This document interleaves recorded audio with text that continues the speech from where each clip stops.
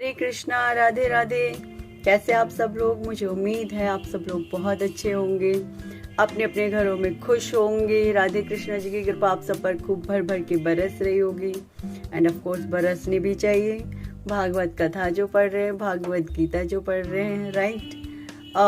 देखो, वीडियो को लाइक भी ज़रूर कीजिए, सब्सक्राइब भी कीजिए, ओके, एंड कमेंट शेयर भी कीजिए, जिससे ये और भी आगे प्रचलित हो चीज़ें, ठीक है ना। प्रचलित से मतलब देखिए, जगह जगह हमारे सनातन धर्म का, जो सनातन धर्म है उसका प्रचार होगा, ऐसे, ओके।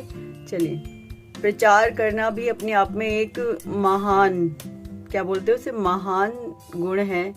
यदि आप प्रचार करोगे, सपोज यहाँ वीडियोस मैं बना रही हूँ, आप तक पहुँचा रही हूँ, तो आप अगर आगे प्रचार करते हो तो वो भी तो भगवान की सेवा हो रही है ना, आप सेवा करोगे उसकी। चलिए आगे बढ़ते हैं हम, और वीडियो को लास्ट तक ज़रूर देखिएगा। वीडियो को लाइक शेयर एंड सब्सक्राइब ज़रूर कीजिएगा एंड लेट्स कंटिन्यू। ओम नमो भगवते वासुदेवाय। कृष्णं नारायणं वन्दे, कृष्णं वन्दे व्रजप्रियं, कृष्णं द्वैपायनं वन्दे, कृष्णं वन्दे प्रथासुतम्।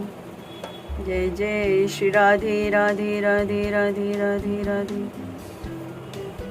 सभी को बहुत ही प्यारी प्यारी सी राधे राधे। टाइम वेस्ट नहीं करती हूँ। तीसरा अध्याय चल रहा है ये भागवत कथा का। नारद जी कहते हैं, अब मैं भक्ति, ज्ञान और वैराग्य को स्थापित करने के लिए प्रयत्न पूर्वक श्री सुखदेव जी के कहे हुए भागवत शास्त्र की कथा द्वारा उज्जवल ज्ञान यज्ञ करूंगा। कल तो भक्ति और नारद जी की वार्तालाप चल रही थी ना, फिर उसके बाद उनके सम्मुख, नारद जी के सम्मुख सुखदेव, सनकादिक ऋषि आ गए थे उनको बताने के लिए कि तुम्हें क्या करना चाहिए। फिर उन्होंने कहा था भागवत कथा का वो करो, भागवत कथा आगे बढ़ाओ, तब जा करके यहाँ पर ज्ञान, वैराग्य और भक्ति जन्म ले पाएंगे, है ना, तो मतलब बढ़ पाएंगे आगे। तो इस तरीके से नारद जी ने कहा उनसे करने के लिए, और सनकादिक ऋषि ने नारद जी से कहा करने के लिए, ठीक है। अब आगे बढ़ते हैं इसी के साथ ही। नारद जी कहते हैं, मैं ज्ञान, भक्ति और वैराग्य को स्थापित करने के लिए प्रयत्न पूर्वक श्री सुखदेव जी के कहे हुए भागवत शास्त्र की कथा द्वारा उज्जवल ज्ञान यज्ञ करूंगा। यह यज्ञ मुझे कहाँ करना चाहिए? आप इसके लिए कोई स्थान बता दीजिए। आप लोग वेद के पारगामी हैं, इसलिए मुझे इस शुक शास्त्र की महिमा सुनाइए। यह भी बताइए कि श्रीमद् भगवत की कथा कितने दिनों में सुनानी चाहिए और उसके सुनने की क्या विधि है। सनकादि बोले, नारद जी आप बड़े विनीत और विवेकी हैं, सुनिए, हम आपको ये बातें बताते हैं कि हरिद्वार के पास आनंद नाम का एक घाट है। वहाँ अनेकों ऋषि रहते हैं, और देवता और सिद्ध लोग भी उसका सेवन करते रहते हैं। भांति भांति के वृक्ष और लताओं के कारण वह बड़ा सघन है, और वहाँ बड़ी बड़ी कोमल नवीन बालू बिछी हुई है। बालू मतलब रेत। वह घाट बड़ा ही सुरम्य और एकांत प्रदेश में है। वहाँ हर समय सुनहले कमलों की सुगंध आया करती है। उसके आसपास रहने वाले सिंह, हाथी आदि परस्पर विरोधी जीवों के चित्त में भी वैरभाव नहीं है। तो कहाँ पर उनको बोलते हैं कि आप वहाँ पर जाकर के इस यज्ञ को प्रारंभ कीजिए। उन्होंने कहा आप हरिद्वार के पास चले जाइए, वहाँ आनंद नाम का एक घाट है जहाँ सिद्ध लोग भी उनका उस घाट का सेवन करते हैं। वहाँ पर जाकर के उन्होंने उस यज्ञ को करने के लिए कहा। वहाँ आप बिना किसी विशेष प्रयत्न के ही ज्ञान यज्ञ आरंभ कर दीजिए। उस स्थान पर कथा में अपूर्व रस का उदय होगा। भक्ति भी अपनी आंखों के ही सामने निर्बल और जराजीर्ण अवस्था में पड़े हुए ज्ञान और वैराग्य को साथ लेकर वहां आ जाएगी, क्योंकि जहां भी श्रीमद् भागवत की कथा होती है वहां ये भक्ति आदि अपने आप पहुंच जाते हैं। वहां कानों में कथा के शब्द पढ़ने से ये तीनों तरुण हो जाएंगे। सूत जी कहते हैं, इस प्रकार कहकर नारद जी के साथ सनकादि भी श्रीमद् भागवत कथा अमृत का पान करने के लिए वहां से तुरंत गंगा घाट पर चले गए। देखिए वहां कौन कौन पहुंच गया। सूत जी कहते हैं, इस प्रकार नारद जी के साथ सनकादिक भी वहां पहुंच गए कि चलो इस कथा का हम भी पूर्ण फल उठा पाएंगे, मतलब इस कथा का अमृतपान हम लोग भी कर पाएंगे। चलो इससे अच्छी तो कोई और बात हो ही नहीं सकती है, क्योंकि वो वैकुंठ में रहकर भी क्या कर रहे थे, रोज रोज कथा ही करते थे, डेली डेली इसी कथा को श्रवण करते थे, इसी कथा को बोलते थे। आगे बढ़ते हैं। जिस समय वे तट पर पहुंचे, भूलोक, देवलोक और ब्रह्मलोक सभी जगह इस कथा का हल्ला हो गया। मतलब कहाँ कहाँ हल्ला हो गया इस कथा का? पृथ्वी लोक, भूलोक और आपके ब्रह्मलोक, मतलब सब जगह जितने भी लोग थे ना, सब जगह इस कथा का हल्ला हो गया। अरे वहां तो ये कथा शुरू होने वाली है, चलो भगवत कथा होगी वहां पे, तो सब पहुंच गए। देखो भगवत कथा का कितना ज्यादा बड़ा गुण है और कितना ज्यादा अमृत है इस कथा में, कि सुनने के लिए सारे देवतागण भी वहां पर अवतरित हो गए। जो भगवत कथा के रसिक विष्णु भक्त थे, वे सभी श्रीमद् भागवत अमृत का पान करने के लिए सबसे आगे दौड़ दौड़ कर आने लगे। कौन कौन सबसे आगे दौड़ दौड़ कर आने लगे? जो भी विष्णु भक्त थे। भृगु, वशिष्ठ, च्यवन, गौतम, मेधातिथि, देवल, देवरात, परशुराम, विश्वामित्र, शाकल, मार्कंडे, दत्तात्रेय, पिप्पलाद, योगेश्वर, व्यास और पराशर, छायाशुक, जाजली और जुहू आदि सभी प्रधान मुनिगण अपने अपने पुत्र, शिष्य और स्त्रियों समेत बड़े प्रेम से वहां आए। इनके सिवा वेद, वेदांत, उपनिषद, मंत्र, तंत्र, शास्त्र, पुराण और 6 शास्त्र भी मूर्तिमान होकर वहां उपस्थित हुए। कौन कौन आ गए? कितने सारे लोग आए, जितने भी ऋषि मुनि थे सब वहां पहुंच गए कि चलो वहां तो क्या हो रहा है, वहां पर श्रीमद् भागवत कथा प्रारंभ हो रही है, हम भी इसका अमृतपान करेंगे। गंगा आदि नदियां, पुष्कर आदि सरोवर, कुरुक्षेत्र आदि समस्त क्षेत्र, सारी दिशाएं, दंडक आदि वन, हिमालय आदि पर्वत तथा देव, गंधर्व और दानव आदि सभी कथा सुनने चले आए। जो लोग अपने गौरव के कारण नहीं आए, महर्षि भृगु ने समझा बुझाकर ले आए। अब क्वेश्चन ये भी उठता है कई लोगों के दिमाग में, क्या ये लोग हैं कुरुक्षेत्र वगैरह? ये तो एक जगहों के नाम हैं, ये लोग थोड़े ना है कोई। एक्चुअली पहले जन्म में ये सारी चीजें लोगों में ही काउंट होती थी। ये सारी चीजें लोगों में ही काउंट होती थी, ऐसे काउंट नहीं होती थी। लोग मतलब प्रॉपर लोग, अब जैसे पर्वत वगैरह, समुद्र वगैरह, तो ये सारे एक पुरुष रूप में ही होते थे या स्त्री रूप में होते थे। अब ये तो कलयुग में तो भगवान जी भी सामने नहीं आते, तो लोग कहते तो भगवान है कहाँ, हमें तो दिखता नहीं कहीं भगवान। तो बात वही है कि लोग मानते नहीं है इन चीजों को, बाकी है तो सारी चीजें आज भी वैसे की वैसी।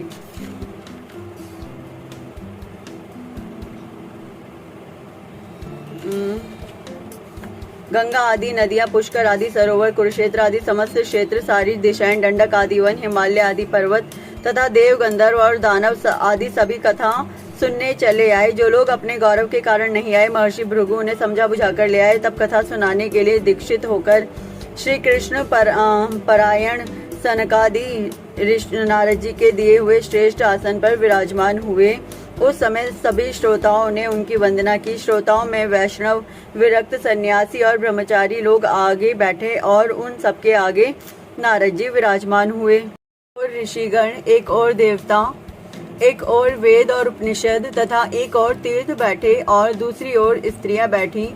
उस समय सब और जय जयकार, नमस्कार और शंखों का शब्द होने लगा और अबीर, गुलाल, खील एवं फूलों की खूब वर्षा होने लगी। लोग कहने लगे, श्री बांके बिहारी लाल की जय। कहने लगे, श्री कृष्ण भगवान की जय। जय जय श्री राधे, जय जय श्री राधे। ऐसे लोग जयकारे लगाने लगे। ठीक है ना, आगे बढ़ते हैं। शंखों का शब्द होने लगा और अबीर, गुलाल, खील एवं फूलों की खूब वर्षा होने लगी। कोई कोई देव श्रेष्ठ तो विमानों पर चढ़कर वहां बैठे हुए सब लोगों पर कल्प वृक्ष के पुष्पों की वर्षा करने लगे। सूत जी कहते हैं, इस प्रकार पूजा समाप्त होने पर जब सब लोग एकाग्रचित हो गए तब सनकादि ऋषि महात्मा नारद को श्रीमद् भागवत का महात्म्य स्पष्ट करके सुनाने लगे।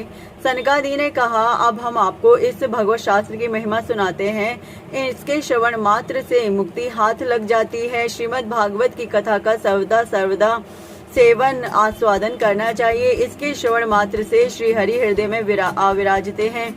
इस ग्रंथ में 18,000 श्लोक और 12 स्कंद हैं तथा श्री शुकदेव और राजा परीक्षित का संवाद है। आप यह भागवत शास्त्र ध्यान करके सुनिए। यह जीव तभी तक अज्ञानवश इस संसार चक्र में भटकता है जब तक क्षण भर के लिए भी कानों में इस शुक शास्त्र यानी कि सुखदेव जी ने इसका वर्णन किया था। सुखदेव जी ने ये राजा परीक्षित को सुनाई थी ये कथा, इसलिए से शुक शास्त्र कहते हैं। शुक शास्त्र की कथा नहीं पढ़ती। बहुत से शास्त्र और पुराण सुनने से क्या लाभ है, इससे तो व्यर्थ का भ्रम बढ़ता है। मुक्ति देने के लिए तो एकमात्र भागवत शास्त्र ही गरज रहा है। जिस घर में नित्य प्रति श्रीमद् भागवत की कथा होती है वह तीर्थ रूप हो जाता है और जो लोग उसमें रहते हैं उनके सारे पाप नष्ट हो जाते हैं। हजारों अश्वमेध और सैकड़ों वाजपेयी यज्ञ इस शुक शास्त्र की कथा का 16वां अंश भी नहीं हो सकते। तपोधनो, जब तक लोग अच्छी तरह श्रीमद् भागवत का श्रवण नहीं करते तभी तक उनके शरीर में पाप निवास करते हैं। फल की दृष्टि से इस शुक शास्त्र कथा की समता गंगा, गया, काशी, पुष्कर या प्रयाग कोई तीर्थ भी नहीं कर सकता। तो परम गति की इच्छा है तो अपने मुख से श्रीमद् भागवत के आधे अथवा चौथाई श्लोक का भी नित्य नियम पूर्वक पाठ कीजिए। ओमकार, गायत्री, पुरुष सूक्त, तीनों वेद, श्रीमद् भागवत, ओम नमो भगवते वासुदेवाय, यह है द्वादशाक्षर मंत्र। 12 मूर्तियों वाले सूर्य भगवान प्रयाग संवत्सर रूप, काल, ब्राह्मण, अग्निहोत्र, गौ, द्वादशी तिथि, तुलसी, वसंत ऋतु और भगवान पुरुषोत्तम, इन सब में बुद्धिमान लोग वस्तुतः कोई अंतर नहीं मानते। जो पुरुष अहर्निश अर्थ सहित श्रीमद् भागवत शास्त्र का पाठ करता है उसके करोड़ों जन्मों का पाप नष्ट हो जाता है।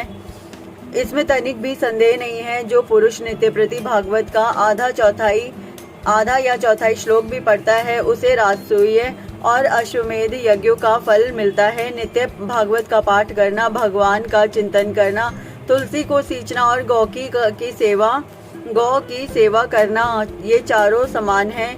जो पुरुष अंत समय में श्रीमद् भागवत का वाक्य सुन लेता है उस पर प्रसन्न होकर भगवान उसे वैकुंठ धाम देते हैं। जो पुरुष इसे सोने के सिंहासन पर रखकर विष्णु भक्त को दान करता है वह अवश्य ही भगवान का सायुज्य प्राप्त करता है। जिस दुष्ट ने अपनी सारी आयु में चित्त को एकाग्र करके श्रीमद् भागवत अमृत का थोड़ा सा भी रसास्वादन नहीं किया उसने तो अपना सारा जन्म चांडाल और गधे के समान व्यर्थ ही गवा दिया। वह तो अपनी माता को प्रसव पीड़ा पहुंचाने के लिए ही उत्पन्न हुआ। जिसने इस शुक शास्त्र के थोड़े से भी वचन नहीं सुने वह पापात्मा तो जीता हुआ ही मुर्दे के समान है। पृथ्वी के भार स्वरूप उस पशु तुल्य मनुष्य को धिक्कार है। यों स्वर्गलोक में देवताओं में प्रधान इंद्रादि कहा करते हैं। संसार में श्रीमद् भागवत की कथा का मिलना अवश्य ही कठिन है। जब करोड़ों जन्मों का पुण्य होता है तभी इसकी प्राप्ति होती है। नारद जी आप बड़े ही बुद्धिमान और योगनिधि हैं। आप प्रयत्न पूर्वक कथा का श्रवण कीजिए। इसे सुनने के लिए कई दिनों का नियम नहीं है। इसे तो सर्वदा ही सुनना अच्छा है। मतलब आप इसे जितना मर्जी सुनो वो उतना ही आपको फल देने वाली कथा है। ये कहने का मतलब है कि एक हरि का नाम ना आपके जितने भी दोष हैं, जितने भी अवगुण हैं, सबको खत्म करने वाला है।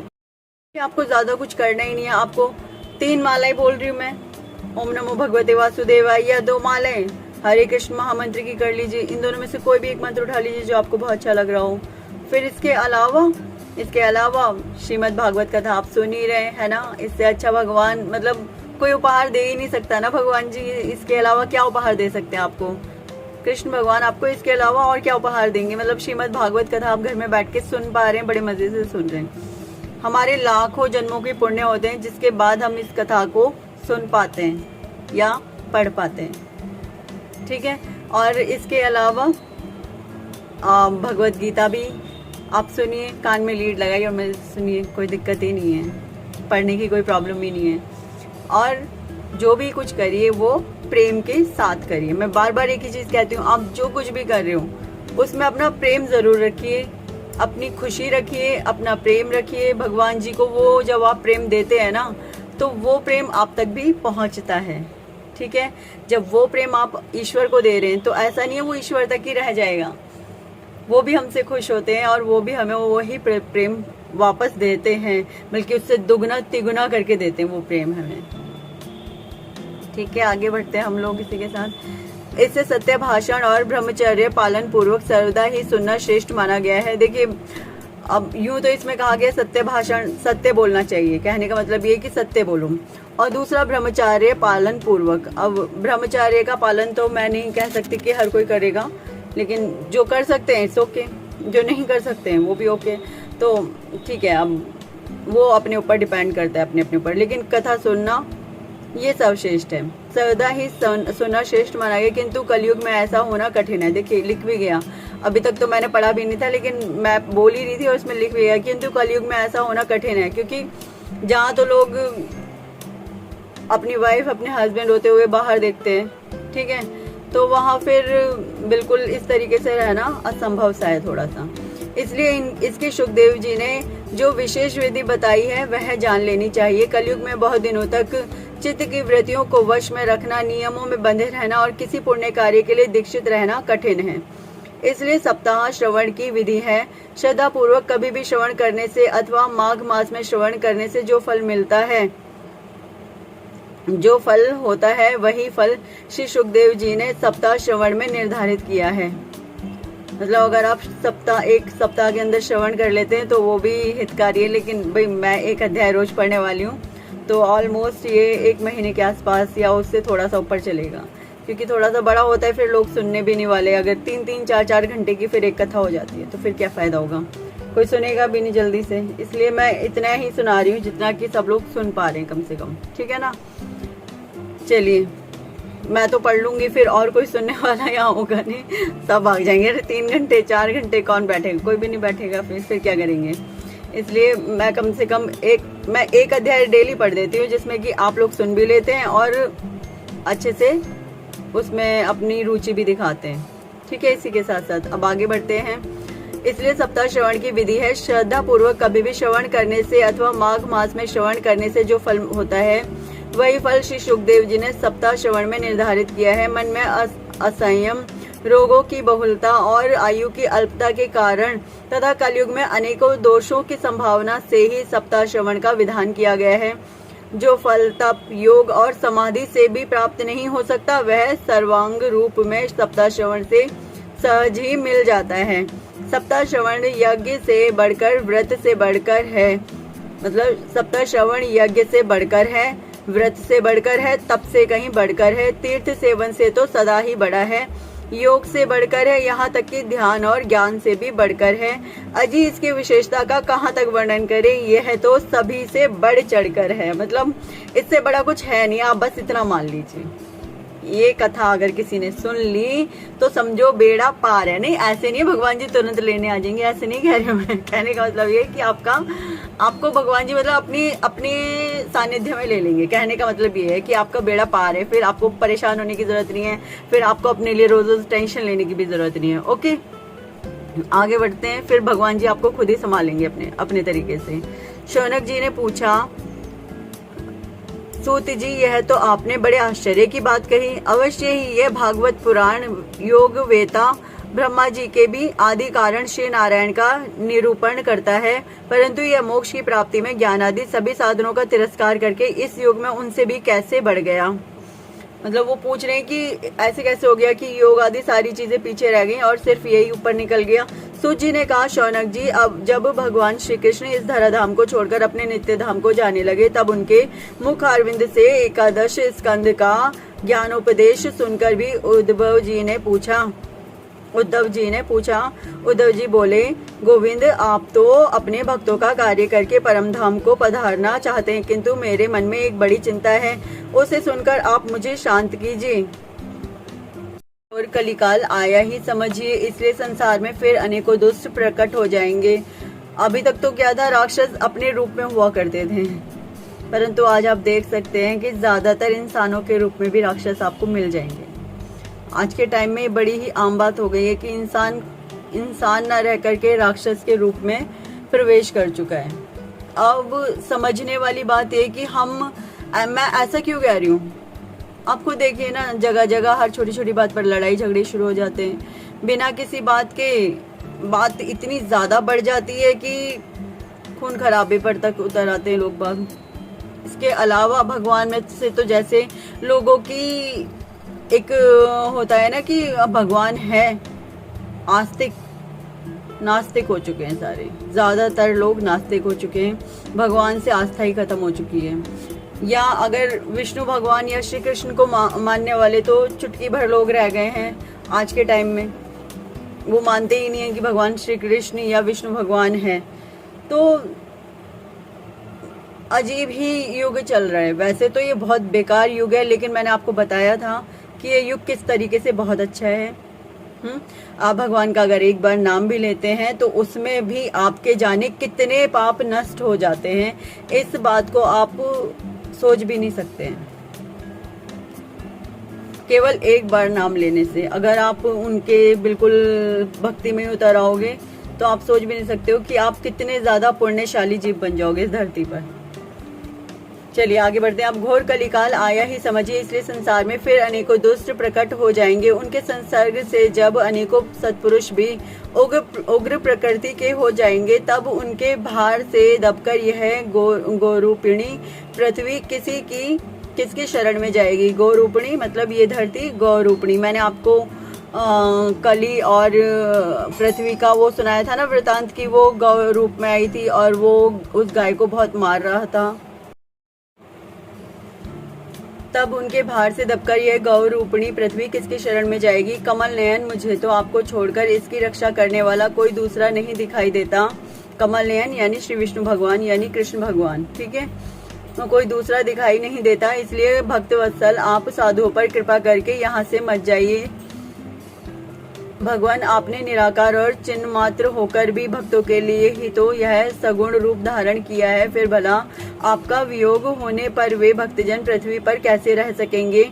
निर्गुणोपासना में तो बड़ा कष्ट है। निर्गुणोपासना मतलब जिसको देखा ही नहीं है, जिसके गुणों का नहीं पता, जानते ही नहीं है कौन है। निराकार मैंने बोला था, निर्गुण मैंने आपको बताया था। निर्गुण सगुण मतलब जिसमें ईश्वर को जो हम जानते हैं उसकी उपासना कर रहे हैं, सगुण हो गए।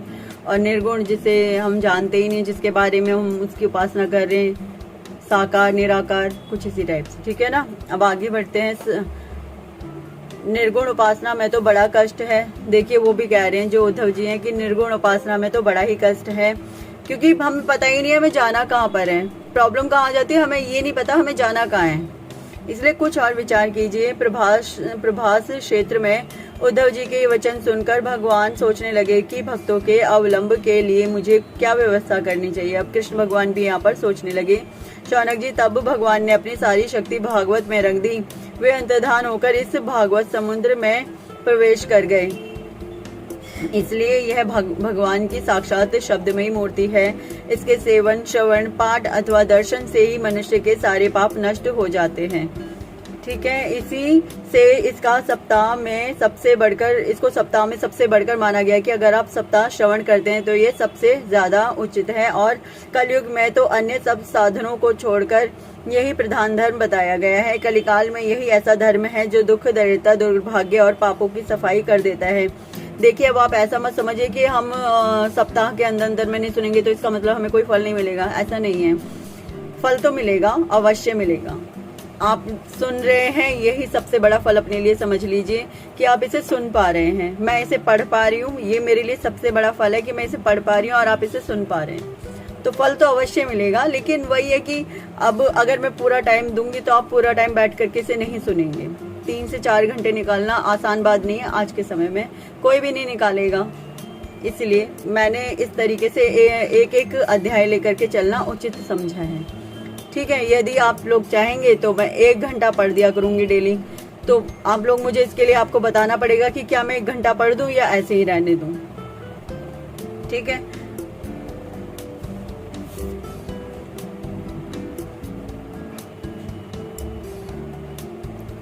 यही इसी से इसका सप्ताह श्रवण सबसे बढ़कर माना गया और कलयुग में तो अन्य सब साधनों को छोड़कर यही प्रधान धर्म बताया गया है। कलिकाल में यही ऐसा धर्म है जो दुख, दरिद्रता, दुर्भाग्य और पापों की सफाई कर देता है तथा काम, क्रोध आदि शत्रुओं पर विजय दिलाता है। अन्यथा भगवान की इस माया से पीछा छुड़ाना देवताओं के लिए भी सबसे कठिन काम है। मनुष्य तो इसे छोड़ ही कैसे सकता है, अतः इससे छूटने के लिए भी सप्ताह श्रवण का विधान किया गया है। सूत जी कहते हैं, शौनक जी, जिस समय सनकादि मुनीश्वर इस प्रकार सप्ताह श्रवण की महिमा का बखान कर रहे थे, उस सभा में एक बड़ा आश्चर्य हुआ, उसे मैं तुम्हें बतलाता हूँ, सुनो।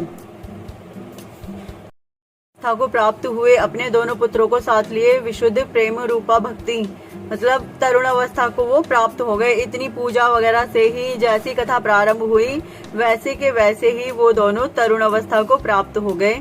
विशुद्ध प्रेम रूपा भक्ति बार बार श्री कृष्ण गोविंद हरे मुरारे हे नाथ नारायण वासुदेवा आदि भगवान नामों का उच्चारण करती हुई अकस्मात प्रकट हो गई। भगवान वो इतनी ज्यादा खुश हो गई कि मतलब भगवान ने उसके सारे दुख हर लिए, उसे सारी पीड़ाओं से उसके और उसके पुत्रों को मुक्त कर दिया। तो वो क्या गाने लगी, श्री कृष्ण गोविंद हरे मुरारी हे नाथ नारायण वासुदेवा, श्री कृष्ण गोविंद हरे मुरारी हे नाथ नारायण वासुदेवा, कृष्णा कृष्णा कृष्णा राधे कृष्णा कृष्णा कृष्णा श्री कृष्णा कृष्णा कृष्णा। आगे बढ़ते हैं। सभी सदस्यों ने देखा कि परम सुंदरी भक्ति रानी भागवत के अर्थों का आभूषण पहने वहां पधारी। मुनियों की उस सभा में सभी यह तर्क वितर्क करने लगे कि ये यहाँ कैसे आई, कैसे प्रविष्ट हुई। तब सनकादि ने कहा, ये भक्ति देवी अभी अभी कथा के अर्थ से निकली हैं। उनके ये वचन सुनकर भक्ति ने अपने पुत्रों समेत अत्यंत विनम्र होकर सनत कुमार जी से कहा। भक्ति बोली, मैं कलयुग में नष्ट प्राय हो गई थी, आपने कथामृत से सींचकर मुझे फिर से पुष्ट कर दिया। अब आप यह बताइए कि मैं कहाँ रहूं। यह सुनकर सनकादि ने उससे कहा, तुम भक्तों को भगवान का स्वरूप प्रदान करने वाली हो, अनन्य प्रेम का संपादन करने वाली और संसार रोग को निर्मूल करने वाली हो। अतः तुम धैर्य धारण करके नित्य निरंतर विष्णु भक्तों के हृदय में ही निवास करना। देखो उन्होंने कहाँ पर निवास बताया, विष्णु भक्तों के हृदय में भक्ति को उन्होंने बोला कि तुम निवास करो। देखो विष्णु भक्तों के हृदय में रहती हैं भक्ति रानी। आप बताओ, विष्णु भक्त यानी कृष्ण भक्त, मतलब राम जी के भक्त, मतलब बिहारी जी के भक्त, एक ही बात है, आप अलग अलग अर्थ ना लगाइए। हाँ जी, और इसके अलावा जितने भी श्री विष्णु भगवान के अवतार हुए अब तक, मैं उन सभी की बात कर रही हूँ। ठीक है, वो सभी विष्णु भगवान ही तो हैं, और कौन है। अब एक बात बताइए, मैंने अगर मेकअप कर लिया तो मैं शिखानी बची क्या? बचू, मैं शिखाई तो होंगी ना, सिर्फ मेकअप करके तो मैं अलग से सामने आ गई आपकी। और मैंने क्या किया इसके अलावा? सपोज मैंने आज कुछ और पहन करके पूरा मेकअप अच्छे से टेंच होके आपके सामने आ गई, कोई दूसरे एकदम अलग लग रही हूँ आज, तो क्या मेरा नाम शिखानी बचेगा? अरे होंगी तो मैं शिखाई ना। मैं ऐसे तो नहीं शिखा नाम से मेरा नाम कुछ और बदल गया, शिखा के नाम के अलावा मेरा नाम कुछ और रख दिया गया, ऐसा तो नहीं होगा ना। होगा तो शिखाई ना। तो आप लोग जैसे और डेली बेसिस में रहते हैं, अब करवा चौथ पे इतनी सज धज जाती हैं लेडीज हैं, तो क्या वो ही नहीं रह जाती जो वो होती हैं अपने पतियों के लिए? वही तो होती हैं, बस थोड़ा सा मेकअप एक्स्ट्रा कर लिया, सो व्हाट। तो विष्णु भगवान, जितने भी विष्णु भगवान के अवतार हैं वो सब विष्णु भगवान ही तो हैं, और कौन है। ठीक है ना। अब आगे बढ़ते हैं। उन्होंने कौन सी जगह उनको बताई? विष्णु भगवान के जो भक्त होते हैं उनके हृदय में आपको रहना है। ठीक है। अतः तुम धैर्य धारण करके नित्य निरंतर विष्णु भक्तों के हृदय में ही निवास करो। ये कलयुग के दोष भले ही सारे संसार पर अपना प्रभाव डालें, किंतु वहां पर तुम इनकी दृष्टि भी नहीं किंतु वहां तुम पर, सॉरी मैं थोड़ी भाव विभोर एकदम से ना ज्यादा हो गई, मैं गलत बोल गई, किंतु वहां तुम पर इनकी दृष्टि भी नहीं पड़ सकेगी। इस प्रकार उनकी आज्ञा पाते ही भक्ति तुरंत भगवत भक्तों के हृदय में जा विराजी।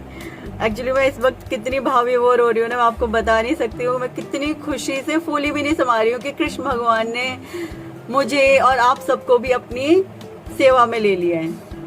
ऑफ कोर्स जब आप इसे सुन रहे हो तो आप डेफिनेटली उनकी सेवा में आ गए हो, आप डेफिनेटली उनकी शरण में आ गए हो पूरे तरीके से।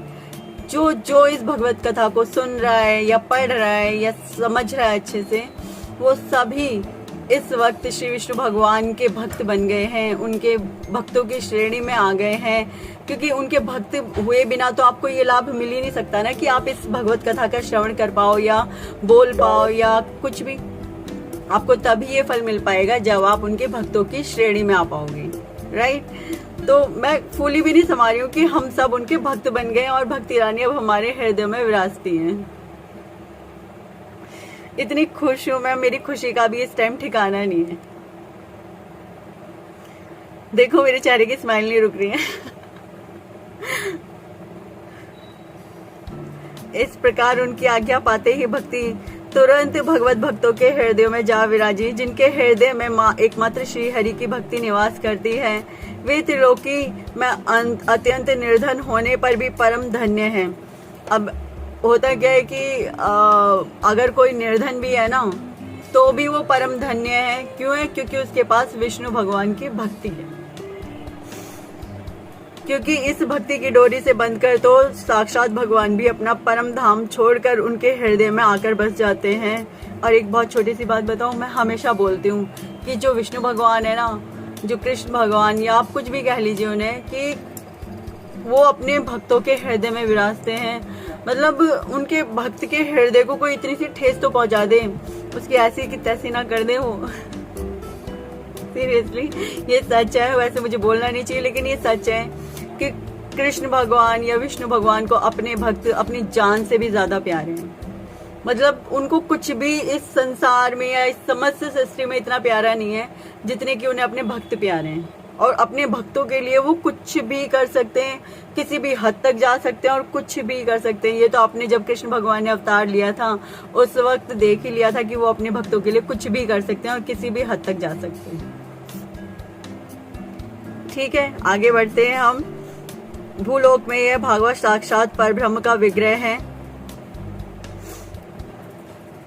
सॉरी, क्योंकि इस भक्ति की डोरी से बंधकर तो साक्षात भगवान भी अपना परम धाम छोड़कर उनके हृदय में आकर बस जाते हैं। उनके हृदय में मतलब अपने भक्तों के हृदय में आकर बस जाते हैं। भूलोक में यह भागवत साक्षात परब्रह्म का विग्रह है। हम इसकी महिमा कहाँ तक वर्णन करें, इसका आश्रय लेकर इसे सुनाने से तो सुनने और सुनाने वाले दोनों को ही भगवान, मैंने कहा ना, हम मतलब जो सुन रहे हैं वो और जो सुना रहा है वो, दोनों को ही भगवान श्री कृष्ण की समता प्राप्त हो जाती है। अतः इसे छोड़कर अन्य धर्मों से क्या प्रयोजन, हमें और किसी धर्म से क्या प्रयोजन। एक सनातन धर्म, वैसे सनातन धर्म ना हिंदू है, ना मुस्लिम है, ना सिख है, ना ईसाई है, ये सबका धर्म है। सनातन क्या है? आदिकाल से जो सभी का है, सनातन वो है। सनातन आदि अनादि कालों से है, जो सभी का है वो सनातन है। तो सनातन किसके लिए है? सनातन तो सभी के लिए, चाहे वो हिंदू है, मुस्लिम है, सिख है, ईसाई है, जो भी आता है वो सब सनातन में आता है। सब कुछ, कोई धर्म नहीं है इसके अलावा, एक सनातन धर्म के अलावा। आप चाहे कोई मानो या मत मानो, लेकिन है यही सत्य कि सिर्फ सनातन है और कुछ भी नहीं है इसके अलावा। सनातन के आगे कोई भी धर्म नहीं आता है, हिंदू भी नहीं, मुस्लिम भी नहीं, सिख भी नहीं, ईसाई भी नहीं, कुछ भी नहीं। सनातन धर्म अपने आप में सर्वश्रेष्ठ है, क्योंकि एक सनातन के अलावा कुछ और है ही नहीं संसार में। देखो हिंदू धर्म में क्या है, देवी देवता जितने भी आते हैं ना, सब हिंदू धर्म के उसमें आते हैं कि, और सनातन में केवल और केवल विष्णु भगवान आते हैं, सिर्फ और सिर्फ विष्णु भगवान। तो ये सनातन है, ठीक है। बाकी अगर आप हिंदू धर्म की बात करते हो तो उसमें सभी देवी देवता आ जाते हैं। मुसलमानों के अंदर उनके जो मुझे नहीं पता कौन है, बट जो भी हैं वो आते हैं। और क्रिश्चियंस में उनके हाँ मोहम्मडन्स में पैगंबर साहिब हैं जो वो आते हैं। और सिखों में ईसा मसीह और भी जितने भी धर्म हैं उनमें, सिखों में गुरु ग्रंथ साहिब, और मतलब ये तो उनका ग्रंथ हो गया, गुरु नानक साहिब, ये लोग आते हैं। तो बाकी ठीक है, लेकिन जो सनातन है, जो हमेशा से है, जो आदि है और जो अनादि है, जो अनंत है, वो केवल श्री विष्णु भगवान, श्री कृष्ण भगवान, श्री राम जी, और आप कुछ भी बोल सकते हो, जो भी आप नाम उनको देना चाहें वो है। वो हमारे प्रभु, हमारे इष्ट, हमारे ईश्वर, हमारे मालिक, हमारे सब कुछ है वो, हमारा समस्त ब्रह्मांड सब कुछ वही है। ठीक है ना। इसी के साथ आगे बढ़ते हैं। इति श्री पद्य पुराणे उत्तराखंडे श्रीमद् भागवत महात्म्ये भक्ति कष्ट निर्वर्तनम नाम तृतीय अध्याय। चलिए मैं भी विदा लेती हूँ आपसे, इसी के साथ विराम देती हूँ इस अध्याय पे। अब ये अध्याय यहाँ पर समापन होता है, कल हम चौथा अध्याय पढ़ेंगे। ठीक है, और मेरे साथ प्रेम से बोलिए राधे राधे। और एक छोटा सा एक वो गाते हम मंत्र करते हैं, जो अभी अभी इसमें हुआ था, मुझे बड़ा अच्छा लगा था। श्री कृष्ण गोविंद हरि मुरारी, हे नाथ नारायण वासुदेवा। श्री कृष्ण गोविंद हरि मुरारी, हे नाथ नारायण वासुदेवा। कृष्णा कृष्णा कृष्णा राधे कृष्णा कृष्णा कृष्णा हरे कृष्णा कृष्णा कृष्णा। अच्छा, अब हम विदा लेते हैं। हरे कृष्णा, राधे राधे। प्रेम से बोलिए मेरे साथ, राधे राधे।